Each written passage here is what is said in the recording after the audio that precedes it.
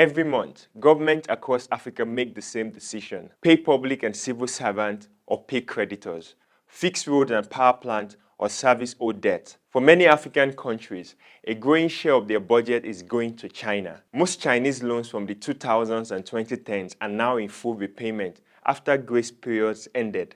At the same time, new lending has dropped sharply, from $28 billion in 2016 to $2.1 billion in 2024, leaving fewer funds to offset loans. Currency weakness adds further pressure, leaving African nations paying China more than it receives in new loans. A new 2026 report from the Boston University shows Chinese lending to Africa has fallen sharply, with new loans available to only 5 countries: Angola, Senegal, Kenya, the DRC, and Egypt. So, what does this mean for Africa's debt and future lending? China was giving loan at a relatively higher rate and shorter period, coupled with exchange rate problems that most African countries have.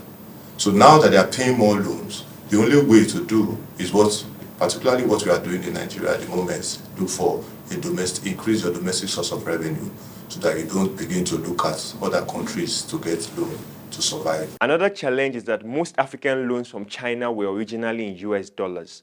But as local currencies weakened after COVID-19, government had to spend more of their limited forex reserves on repayment. To manage cost and currency risk, some are converting old dollar loans into yuan. African leaders need to begin to look inward, even though, and that's why if you look at the tax to GDP ratio for many African countries, it's very low. How much are we generating compared to our income as a region? It's very low compared to other Western world and the like. So we need to begin to look at that domestic revenue mobilization. I think that's the major issue that we need to do. Then we need to also be looking at projects. What do we borrow the money for? What kind of project are we using the money for?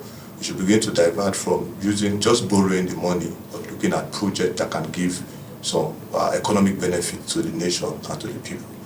That's another key. Infrastructure across Africa risk being abandoned unless Chinese loans are restructured with longer maturities and lower interest rates.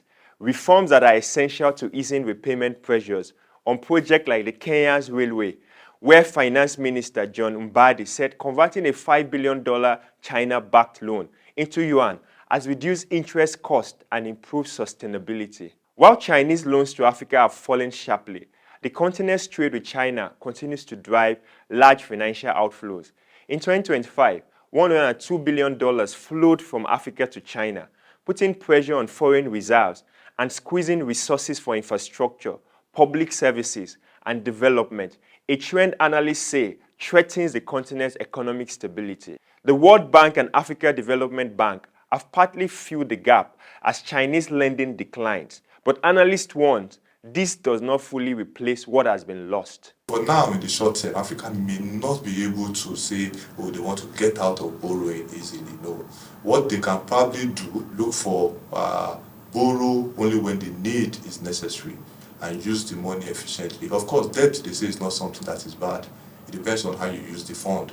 So if you use it on productive means that will drive growth, then you will see growth and you'll be able to pay back your loan. As Africa faces a new financial reality, with past loans due and Chinese lending scarce, governments can no longer rely on easy credit to fund growth.